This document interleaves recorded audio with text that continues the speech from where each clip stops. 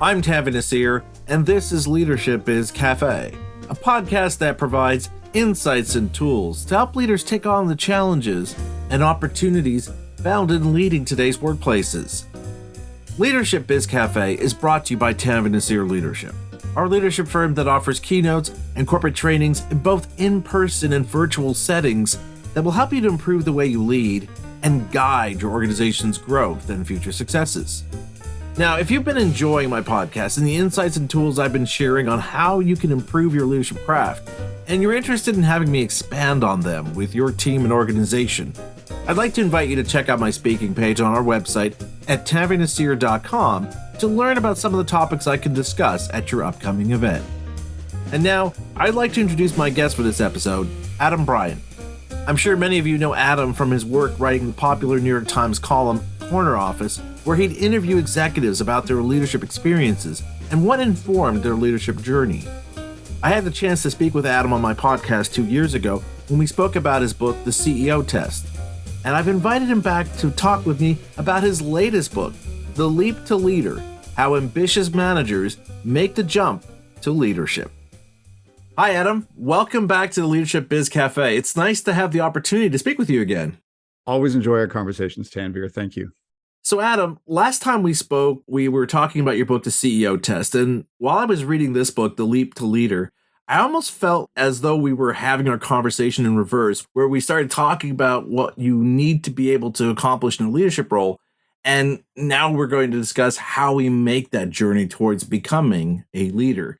To that end, there's a great question you ask at the beginning of your book that honestly, I think we're not asking and really should be asking, both ourselves and to those who we look at within our team and organization and think, hey, they'd be a great leader someday. And that question is, why do you want to be a leader? Now, obviously, part of the problem here is that many organizations are still treating leadership roles as a reward, as a way to keep star employees happy, because when we think of leadership, we think of the prestige, the power, and of course, the pay bump. But I think this question forces us to get more honest about what leadership really involves and who we should be putting in these roles. So could you share why we need to be asking this question more? And from your conversations with other leaders, why aren't we facing this question head on more? Yeah. And I start with just the context that I think managing people and leading people has gotten a lot harder in the last few years. I mean, pick a number, it's debatable, 5 times harder, 10 times harder. And the fact is, a lot of people say to themselves, I really want that job. And then once they actually get the job, they discover how hard it is, right? There is that line that everybody wants the CEO's job until they actually get the CEO's job.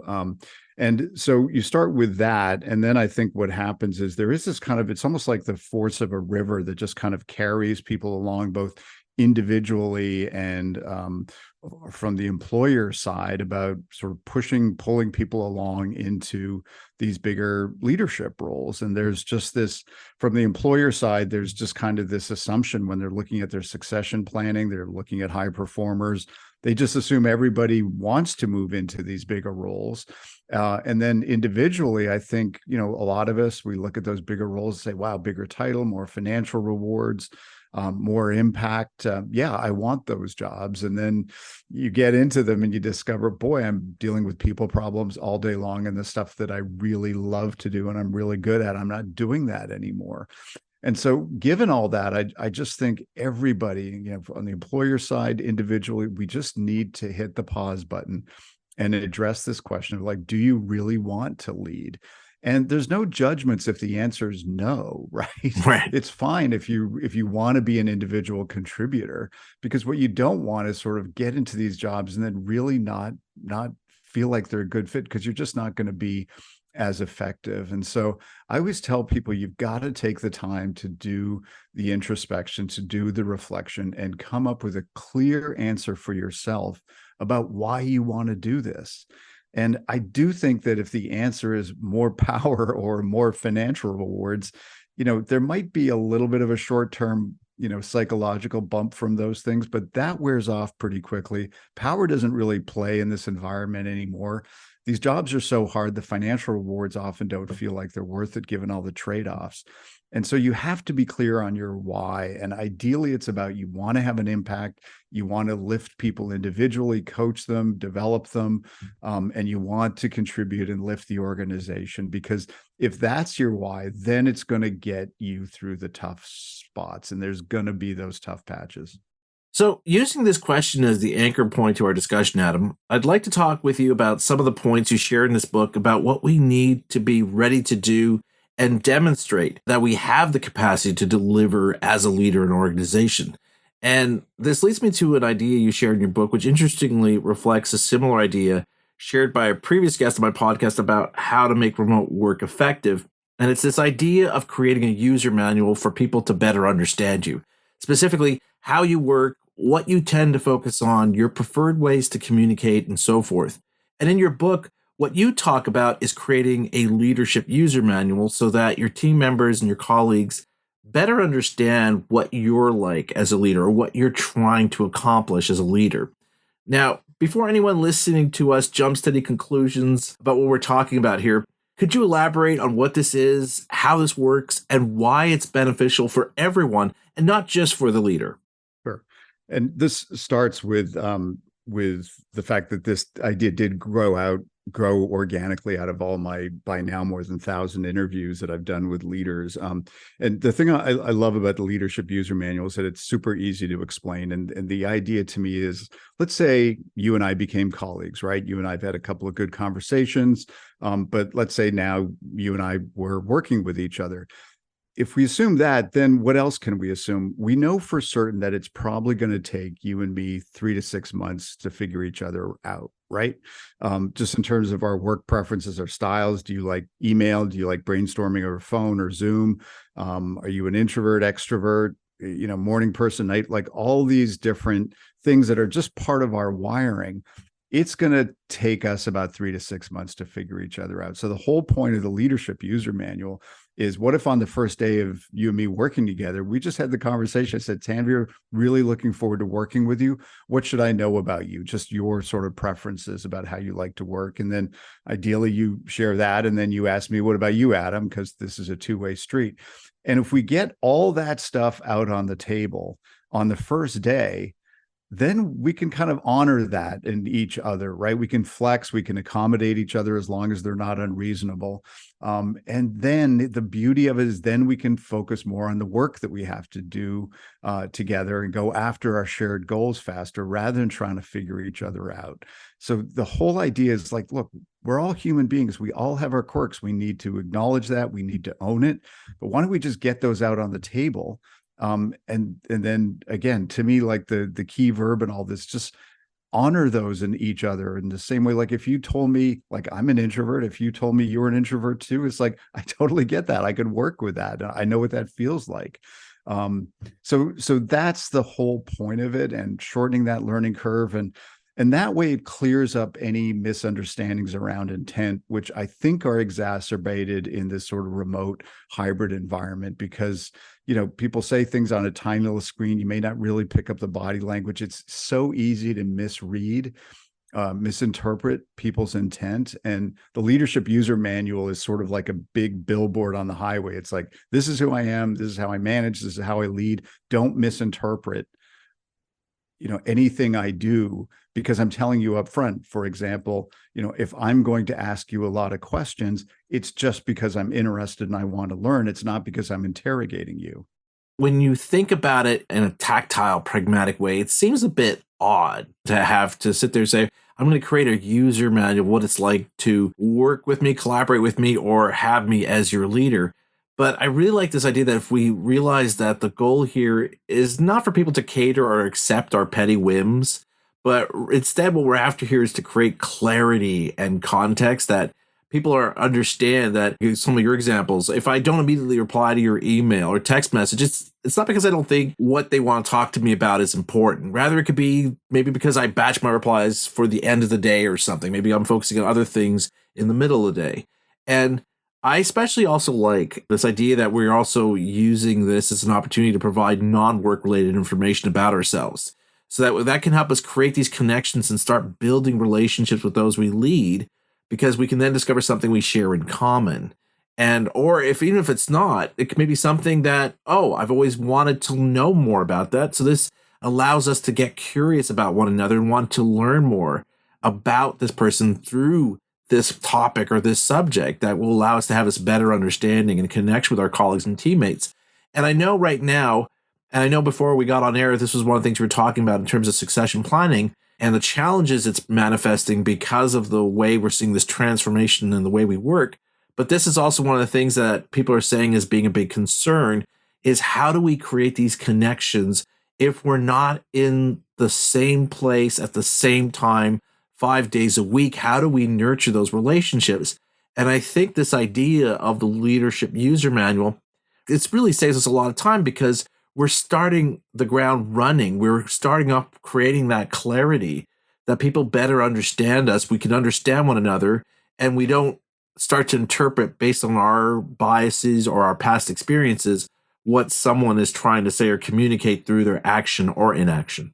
Yeah. And just to build on that, I mean, it's important to be clear about what the leadership user manual is not for, right? And it's not sort of a way to codify somebody's sort of arrogance, right? Yeah. The spirit is definitely not, when I sit in my throne and before I eat any grapes, my subjects must peel them, right? Or it's not some ridiculous thing like if you're going to send me an email, it's got to be in this particular font and point size, right? That's not what it's about. And it's also not about codifying bad behavior or you can't say like I'm really part of my user manual is I'm really bad on important deadlines. Like that's not okay, right? Or, I often spill coffee on my laptop and have to get a new one. Like that's not okay. So let's set aside those things that it's obviously not. But I keep coming back to this idea of like, you need to connect with your colleagues at a human level first before you're going to build those really great collaborative working relationships. Because I do feel like in the context of business, the world of work, there is this sort of weird assumption you could take a bunch of strangers, put them together and say, boom, you're a high performing team, go. It's just not going to happen.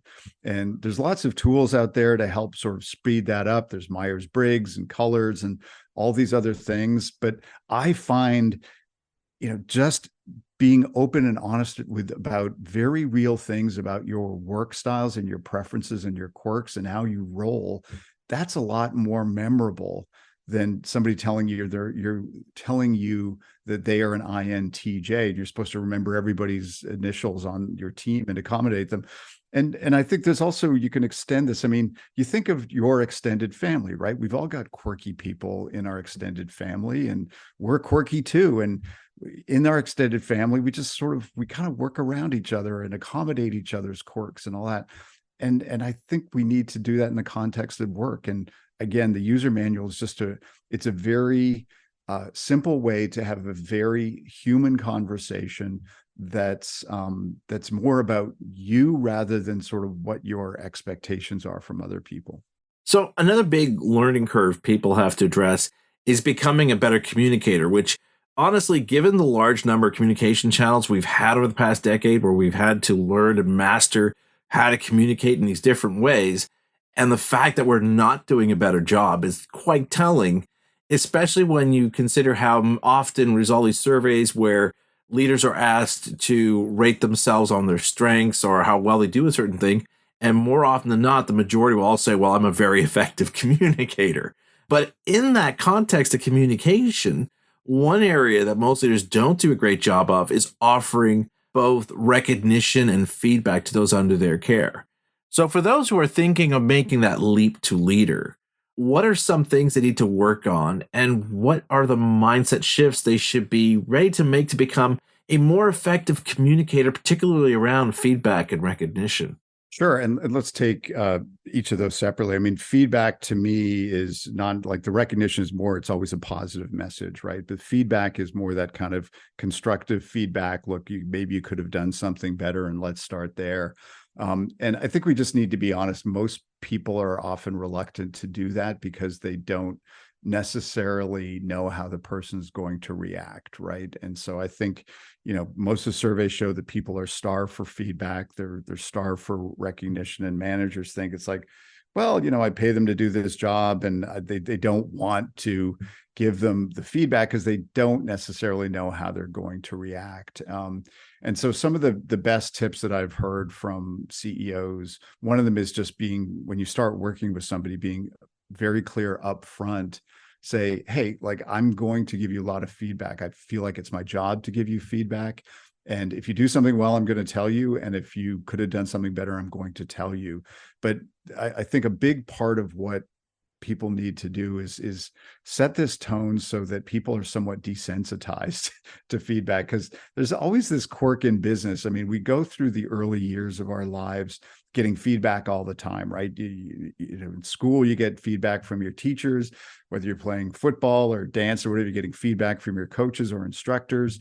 You pay professors and colleges to give you feedback, but people get into the context of work, and it's like, wait a minute, what? You're giving me feedback? And there's all this sort of, there's all this stuff that gets heaped onto it that makes it a much bigger and more fraught conversation. So I think the first step is just let people know that you're going to give them feedback, and just give people do it in the moment, because when it gets bottled up and delayed, that's when it becomes something more. I think another key tip about giving feedback is signaling to people that you are on their side, right? And that your goal is to help them get better. And so if you frame everything in terms of like, okay, this is okay at this level, but if you want to get to the next level, you need to know that you need to get better on this, and here is how, and here is why.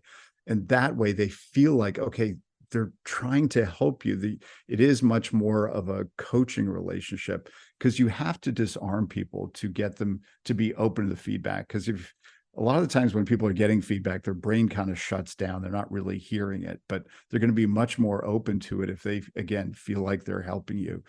And in terms of recognition, I think another important insight is a lot of managers and leaders probably have this feeling like, I give my people a ton of, like, recognition. I'm always saying attaboy, attagirl, and great job. But there is a perception gap, right? There is this perception gap between how much recognition you think you're giving and how much people are perceiving that they are getting. So the first message is do more. And in terms of effective recognition, I think you do need to sort of double click on what that looks like, because recognition is not just like, hey, great job, right? People can send those emails all day long, but I think recognition is much more powerful when it's specific. So some examples of that is give people feedback on the how of what they did, like really call out the way you did this was so effective, or tell them, look, you play such a crucial role on the team and what that is, and we really appreciate you. Or calling out the impact of their work. So they say, this is because of what you did, this is what happened. And that kind of recognition people crave. And if you want to build followership as a leader, you're going to get a lot of it if you do that. So, Adam, you just mentioned when you were talking about feedback that we have to approach it from this coaching perspective. And I'm glad you brought this up, because I wanted to also discuss this notion of making that leap to leader in the context of career growth and opportunities.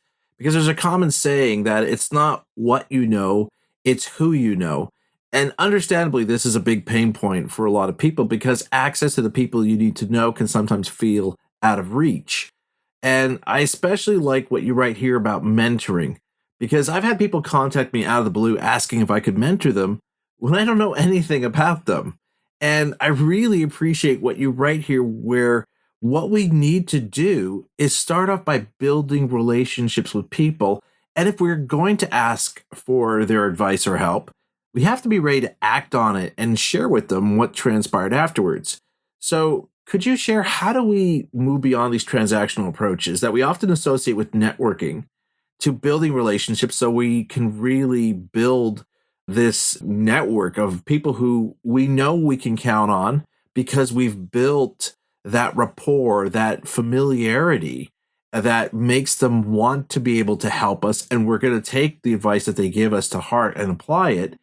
And so how do we make sure we're doing that, where we're taking these new relationships and we're able to nurture and sustain them over time? Yeah. And I'd love to go back to the context you said at the top, and let's talk for just a couple of seconds on how not to do it. Right. And I always joke that, 5 of the scariest words in the English language are, will you be my mentor? Right. Because when somebody asks you that, it's your eyes wide and you tend to sort of step back a little bit because, as you said, like, I don't know what you want or what you expect. I don't really know you. Right. So a lot of people sort of jump right in and say, will you be my mentor? And it's just not the right way to do it. The other way to not do it, and I'm sure you have experienced this, I've been on the receiving end of people reaching out and say, hey, would love to buy you a cup of coffee. And you sit down with them, because I always try to say yes if people put in the time to, put together a really authentic pitch. And often when I do say yes, you sit down and they're not really prepared for the conversation. It just feels like a social call, right? Yep. Yep. And suddenly I feel like, why am I carrying the conversation, right? You reached out to me. So those are two, like, on the don'ts. So what do you do? And I think if you take a much more sort of organic approach to building that relationship, almost try to adopt the mentor without ever saying the words like mentor, and just start small. If there's somebody within your organization, outside your organization, that you would like to be part of your network for a specific reason, I think the first thing to do is, like, be crystal clear on what you want from this person because of their expertise, because of their background. There's an overlap with some challenge you're facing, so that when you do reach out to them, you can write a really complete email and say, because of your background X and because of your expertise Y, I'd really love to talk to you. I am dealing with this. I have this very specific question for you. Could I get 15 minutes of your time? And I think if you are really thoughtful, throw in some truly authentic flattery in there, not fake flattery, but that shows that you've done some research on the person and their background, I think most people are going to say yes to that. And then when they do say yes, you sit down, say, thank you, dealing with this challenge, would love to get your take. And they give it to you and you say, thank you. And you go away and then you write them back and say, you know what? I really appreciate your advice. I acted on what you said and it was great. Can I buy you a cup of coffee to say thank you, or a meal or something? And just build slowly from there. But at every step of the way, you have to be crystal clear on what you are hoping to get from that person, so that you're not wasting their time. Right. And ideally, to be clear, it should be a two-way street too. It's not just what they can do for you, but maybe you can help them in some way. I mean, ask them questions. Maybe there's some problem. Maybe there's some connection. Maybe there's some reverse mentoring that you can do. But you just want to slowly build that, like an authentic relationship. And don't put other agendas on it. Don't do it for political reasons. Don't try to snow somebody. If you're looking for feedback, you have to make it safe for them to give you honest feedback. And even if there's criticism in there, it's like, yeah, I saw that presentation. I was in the audience. I could have done a better job. And here's how. Thank you for that insight. So to me, those are just a couple of tips on how to build that network of mentors. So, Adam, staying in this vein of communication and relaying what you hope to get from others to help you evolve and grow and eventually maybe land in that leadership role you're after, there's another challenge you discuss in your book that many people face, and that is being heard by those above them.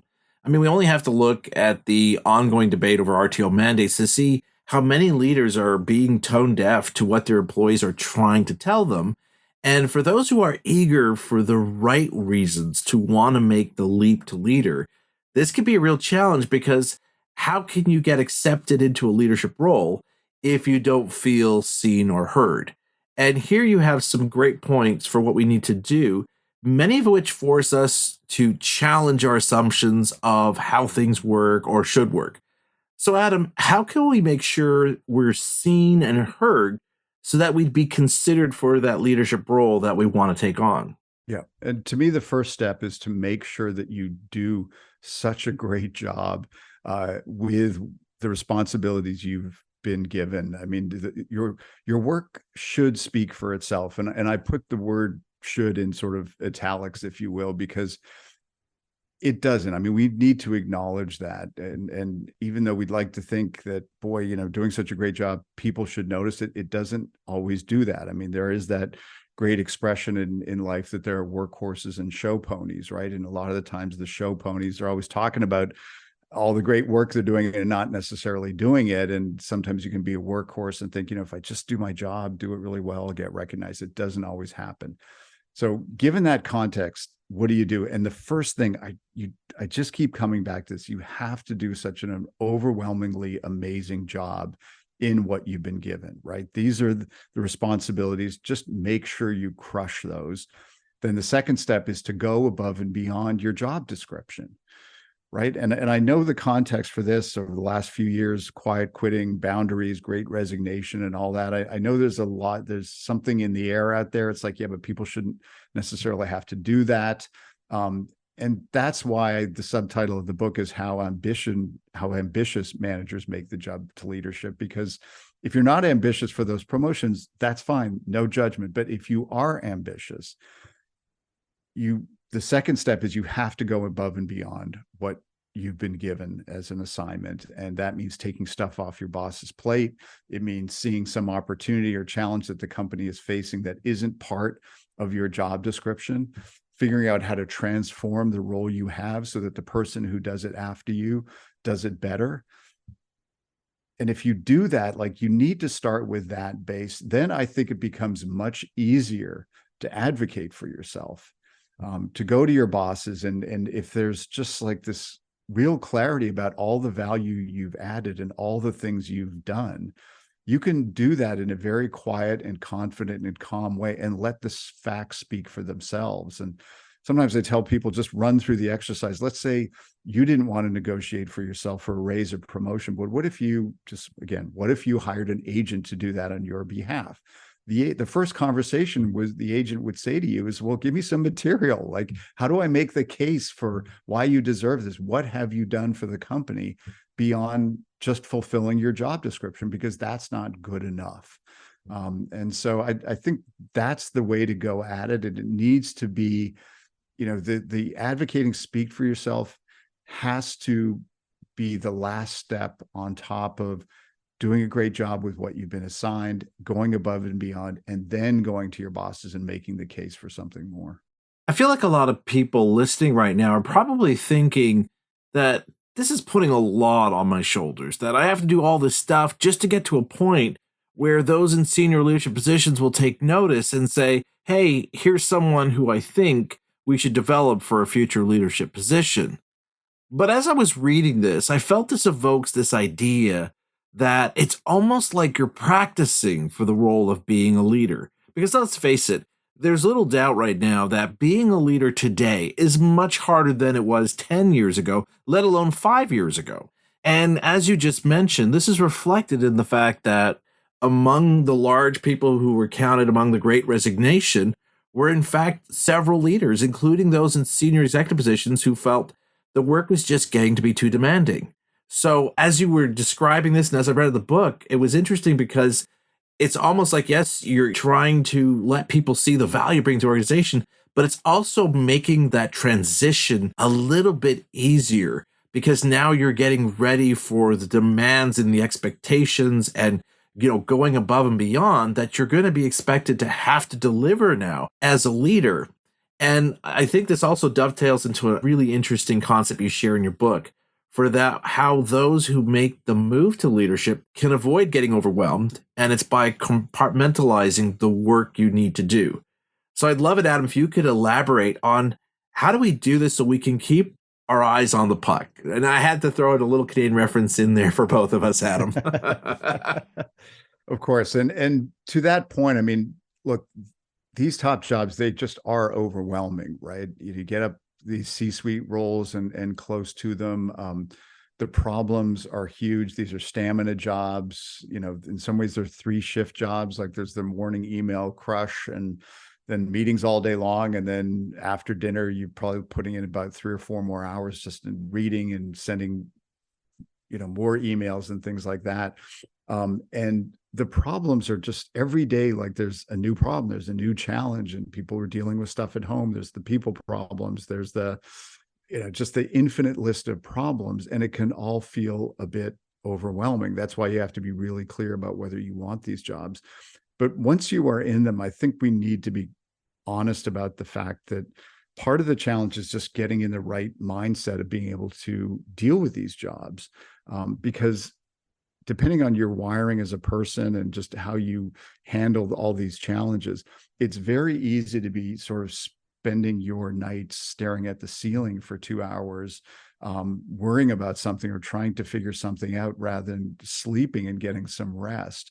And I've often been struck by leaders, and I've interviewed more than 1,000 of them by now, that there is this sweet spot you have to have. On the one hand, you have to have like incredible antenna and radar, and you have to be a really good listener and pick up all these signals from people and the organization and all those things. And so you have to be super empathetic and again, have those good antenna, but you also have to have like a lot of conviction.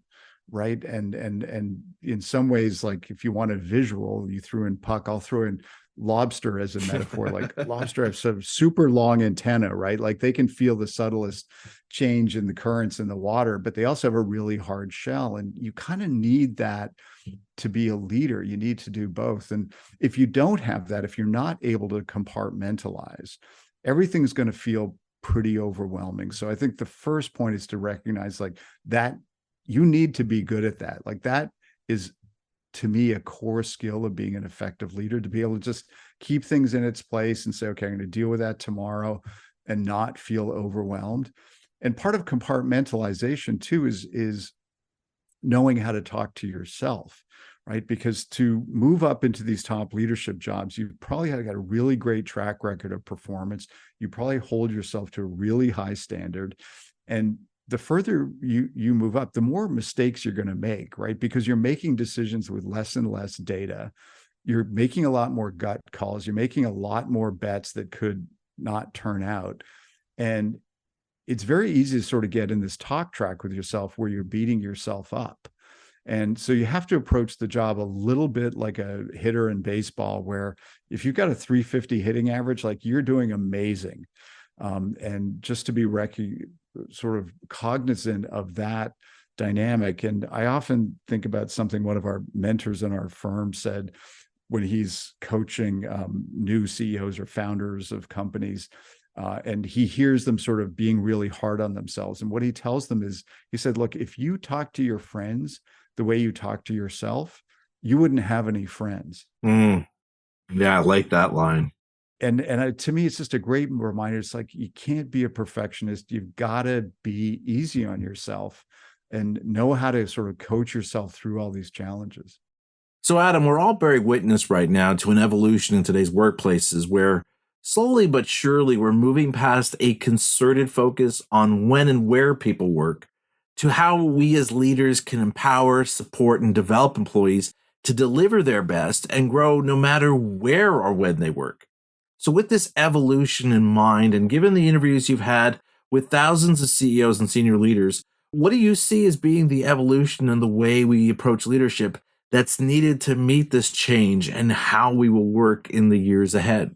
Yeah, it's just been such a sea change. I mean, sometimes when I'm talking to especially younger audiences, I always say, like, you don't have the perspective of, several decades like I do, but we are living through a time of breathtaking change, right? Yeah. Like, just think about a time where leadership is getting turned upside down, inside out, the nature of work, digital acceleration. I mean, what a breathtaking time to be alive, right? And I think it has huge implications for leadership and how people lead. And a few things come to mind. One is the traditional practice of building sort of strategy documents that somehow suggest how the next 3 or 5 years are going to break. I just think it's unrealistic anymore, right? Like this idea of, I can see the future. I mean, that's what a lot of investment theses are based on. It's like, I have a crystal ball. I know exactly how the future is going to play out, and here's my business plan against that. And I've got profit estimates going out for the next 5 years. Like, nobody's buying that anymore, right? And so I think we're in much more of an environment where we need to talk about strategy in terms of bets instead of strategy, because I think bets is a much better word that captures the spirit of what companies are actually doing now, which is that they have a thesis, right? And they put resources against it. And it's usually an informed bet, an educated bet, and there's some analysis behind it, but that is a bet. For some reason, the word strategy sort of carries this certainty with it. And I think as a leader, you need to set the tone for the organization where you just say, look, we don't know how the future is going to play out, but let's place these bets. Let's do it with courage and conviction. And if something doesn't work out, we will change quickly and learn from it. So to me, that's an important insight. I think another big aspect of leadership is just the integration of purpose and mission and values and strategy and the cultural norms, all these different aspects of running a company. I often felt in the past that those felt like separate conversations, right? You know, leadership would have an offsite. Okay, we need to come up with a purpose statement. Okay, good, we're done. And then maybe 6 months later, it's like, well, we need a list of cultural values. Okay, that's good, we're done. And then the strategy document is separate. And I think everything needs to fit together much more sort of snap tight, like Lego pieces. Like everything needs to feel like an organic whole, that the purpose, the values, the mission, the strategy, even the leader's own personal values all feel like they're integrated and part of a complete whole so that they make sense.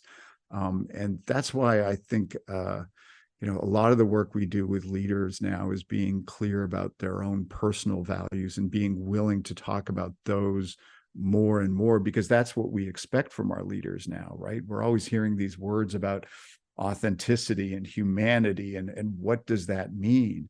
And I think there is a hunger for people to know from their leaders, okay, what do you stand for? I don't want to hear the corporate talking points, but what do you stand for as a leader and what's important to you? So those are the few things that just come to top of mind about the way leadership to me is changing and will continue to change. Adam, as I'm sure I told you the last time we spoke, I was a big fan of your corner office column in the New York Times, and I continue to be a fan of your writings on leadership with this latest book of yours. And it's such a pleasure to speak with you again and benefit from the insights you've gleaned, both from your conversations with all these leaders, but also from your own leadership experiences. So thanks again, Adam, and I look forward to our next opportunity to continue this conversation. Thanks so much. Always enjoy our conversations. If you'd like to learn more about Adam's latest book and find a link to listen to our previous conversation in episode 91 of my podcast, check out the show notes for this episode on our podcast page at tavinasir.com/LBC. And if you'd like to learn more about my speaking work, check out my speaking page on my website at tavinasir.com, where you can learn more about the subjects I cover in my keynotes and corporate workshops, as well as to hear from other leaders about their experiences hearing me speak about the challenges leaders face today. I'm Tavin Nasir, and you've been listening to Leadership Biz Cafe.